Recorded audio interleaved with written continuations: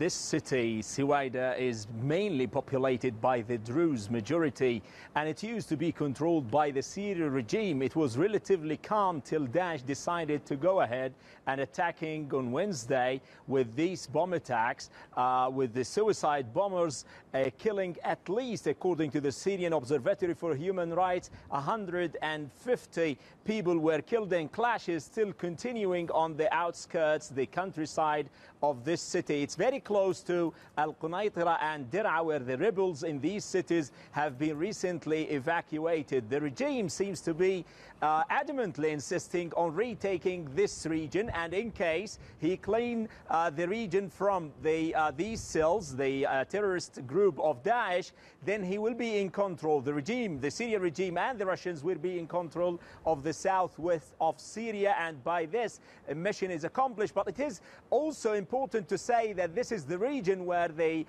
two Israeli Patriot missiles shot down a Syrian jet recently. That would give you a signal of how tense the situation in that region is.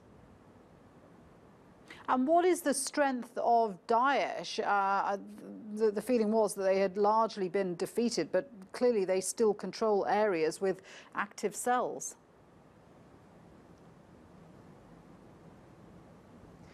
Well, surely observers are telling us that Daesh is trying to change the strategy is using on the ground. By instead of having control of certain swaths of land, they seem to abandon this strategy and they're looking for a different tactic, which is a kind of these offshoots or sleeping cells to carry out and conduct these kind of offensive against the Syrian regime and other rebel groups. Daesh is not backing down in the region, sending clear signals to the regime and the Russians that they're still capable of wreaking havoc and spreading a state of panic in this region. And that is why they decided at this particular time to go ahead and attack in Sweida, which was completely calm. But it seems that they're trying to alleviate the intensity of the fighting going on in the neighboring cities like Dir'a and Al-Qunaitira. And it seems that they're not backing down for the regime anytime soon. They're going to go ahead